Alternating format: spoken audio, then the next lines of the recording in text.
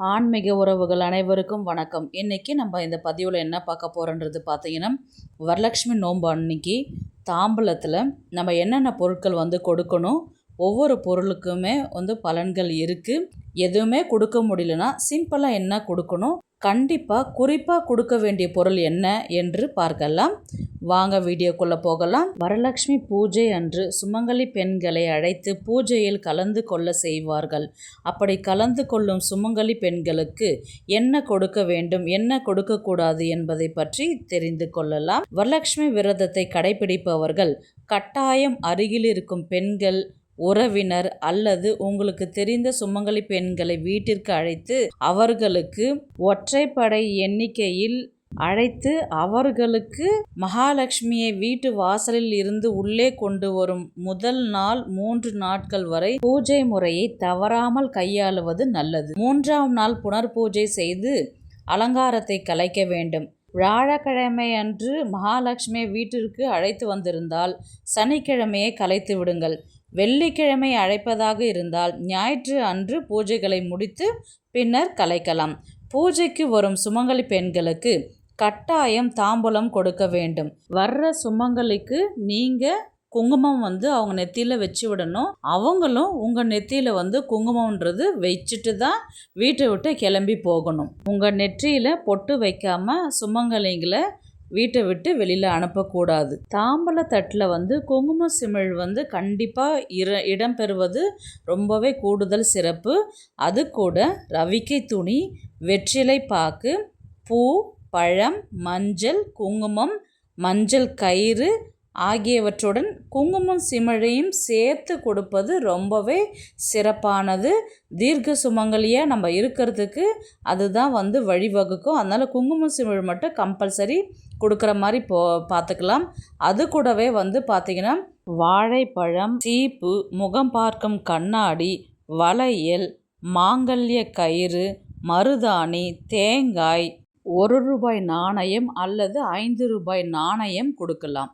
இது எல்லாமே கொடுப்போம். ஒரு சிலர் புடவை கொடுப்பாங்க, ஒரு சிலர் அலங்கார பொருட்கள் வேறு ஏதாவது இருந்தாலும் கூடை, பேஸ்கெட்டு, டம்ளர், கிண்ணம், தட்டுன்னு எக்ஸ்ட்ரா இருக்கிற பொருளாக பார்த்து ஒற்றைப்படையில் வர மாதிரி நீங்கள் கொடுத்து விடலாம். வீட்டுக்கு வர சுமங்கலி பெண்களுக்கு கம்பல்சரி நீர் ஆகாரமாக ஜூஸ் கொடுக்கலாம், தண்ணீர் கொடுக்கலாம், நீர் மோர் கொடுக்கலாம்.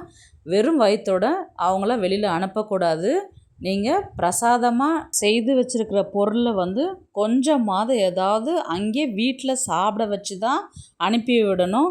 வீட்டுக்கு போய் நான் சாப்பிட்டுக்கிறேன்னு சொல்லி கொடுக்குறவங்க நெய்வேத்தியமாக நீங்கள் ஏதாவது பிரசாதம் செஞ்சு வச்சுருப்பீங்க இல்லையா, எலுமிச்சை சாதம், அதுக்கப்புறம் சுண்டல் வகைகள், ஏதாவது ஸ்வீட் செஞ்சுருப்பீங்க இல்லையா, அதை கூட வீட்டில் போய் சாப்பிட்டுக்கிட்டோம். ஆனால் நம்ம வீட்டுக்கு வந்திருக்கிறவங்களுக்கு கொஞ்சமாவது அவங்க வயிறு நிரம்ப ஏதாவது கொடுத்துட்டு தான் அவங்கள நம்ம வீட்டை விட்டு அனுப்பி விடணும். வெறும் வயிற்றுடன் அவங்கள அனுப்பக்கூடாது. இப்போது தாம்பூலத்தட்டில் நம்ம வைக்கக்கூடிய பொருட்களில் என்ன தேவைக்காக நம்ம வைக்கிறோம், அதற்கான பலன்கள் தெரிஞ்சுக்கிட்டு வச்சா ரொம்பவே சிறப்பு. ஃபஸ்ட்டு நம்ம தட்டு எடுத்துக்கிறோம்.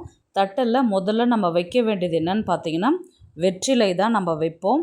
மங்களம் என்று சொன்னாலே நம்ம முதல்ல வைக்கக்கூடிய ஒரு பொருள் பார்த்திங்கன்னா ஒரு வெத்தலையும் பாக்கு, கொஞ்சோண்டு பூவு, ஒரு கொம்பு மஞ்சள் வச்சு வைப்போம் இல்லைங்களா. யாருக்காக இருந்தாலும் ஒரு சுமங்கலி பெண்கள்னு வந்தாவே நம்ம வீட்டில் ஒரு பூஜை அறையில், ஒரு நிச்சயதார்த்தத்தில், ஒரு கல்யாண விசேஷத்தில் எந்த ஒரு மங்களகரமான பொருட்கள், மங்களகரமான ஒரு விஷயம் நடக்குதுன்னா முதல்ல இடம்பெறுவது பார்த்திங்கன்னா வெத்தலை தான்.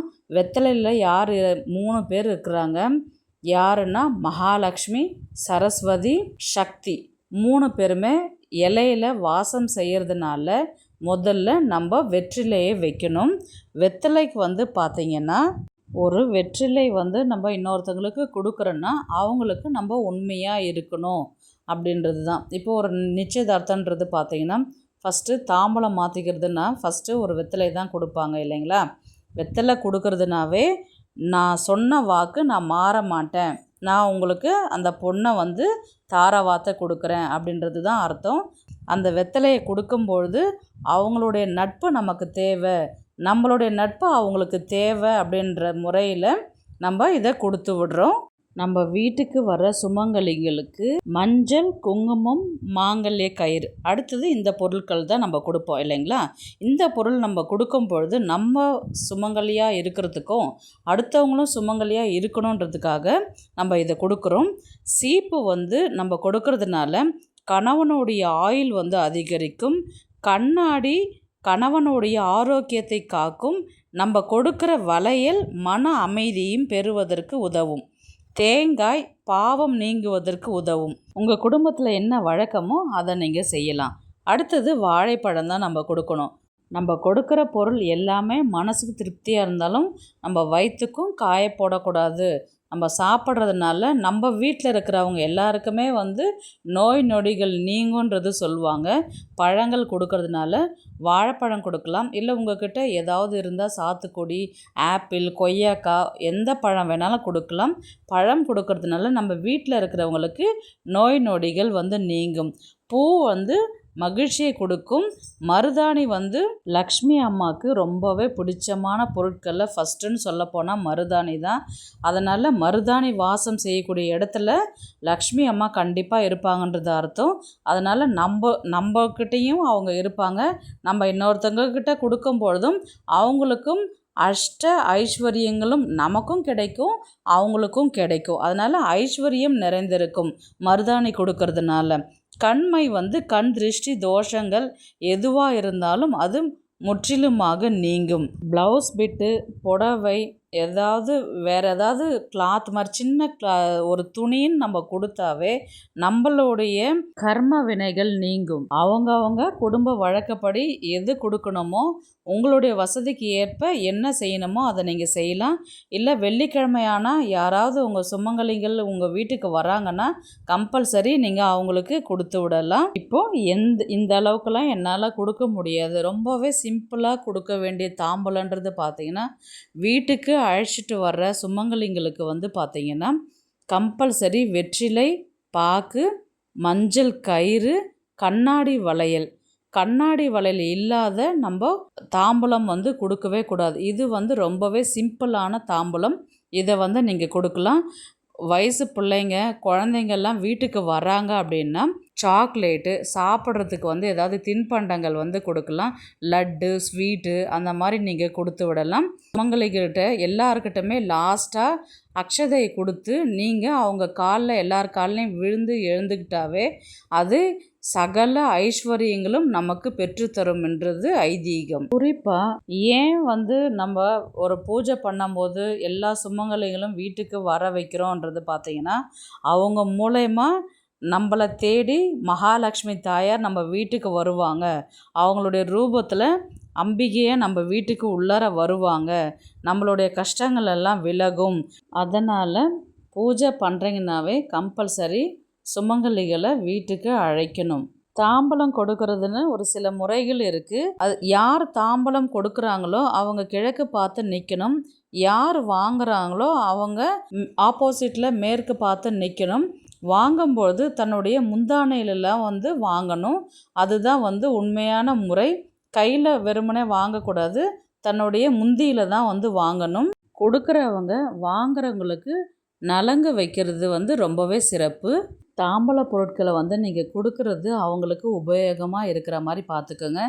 ஏனோ தானும் கடமைக்குன்னு எல்லாரையும் வர வச்சு கொடுக்கறது வந்து அது உபயோகம் இல்லாத போச்சுன்னா அது அவங்களுக்கும் கஷ்டம், உங்களுக்கும் கஷ்டம். அப்புறம் புண்ணியம் இல்லாமல் போகும். இவ்வளோ பூஜை செஞ்சு நம்ம இன்னொருத்தங்களுக்கு தானமாக கொடுக்கும்போது அந்த பலன் நமக்கு கிடைக்கிறதுனால தான் நம்ம இந்த வேலையை செய்கிறோம் இல்லைங்களா. அதை செய்கிறத வந்து ஒழுங்காக செய்யணும். ஒரு ஆளுக்காக இருந்தாலும் 3 பேருக்காக இருந்தாலும் 5 பேருக்காக இருந்தாலும் ப்ராப்பராக வர வச்சு அவங்களுக்கு நீங்கள் முறையாக கொடுக்கலாம். பெரியவங்களாக இருந்தால் நீங்கள் ஆசீர்வாதம் வாங்கிக்கோங்க.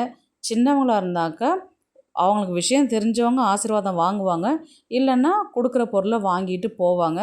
அது அவங்களுடைய விருப்பமாக இருக்கும். ப்ளவுஸ் பிட்டு கொடுக்குற மாதிரி இருந்தால் அவங்க அதை யூஸ் பண்ணுற மாதிரி இருந்தால் கொடுங்க. இல்லைன்னா அதுக்கு பதிலாக வேறு ஏதாவது துணி வாங்கி கொடுக்கலாம். ஆனால் ப்ளவுஸ் பிட்டுன்றது வந்து கம்பல்சரி வந்து இடம்பெறுவது ரொம்பவே சிறப்பு. அதனால் நல்ல துணியை பார்த்து கொடுத்து விடுங்க. எத்தனை பேருக்கு வேணாலும் செய்யுங்க, ஆனால் அதை நிறைவாக செய்யுங்க. தாம்பலம் கொடுத்தாலுமே அம்பிகையோட அருள் நமக்கு பரிபூர்ணமாக கிடைக்கும். உங்களுக்கு இந்த வீடியோ கட்டாயம் பிடிச்சிருக்குன்னு நான் நினைக்கிறேன். இது போன்ற ஆன்மீக தகவல்களுக்கு நம்முடைய ஆன்மீக குறிப்புகள் சேனலை வந்து சப்ஸ்கிரைப் பண்ணிக்கோங்க. நெக்ஸ்ட் ஒரு நல்ல பதிவில் சந்திக்கலாம்.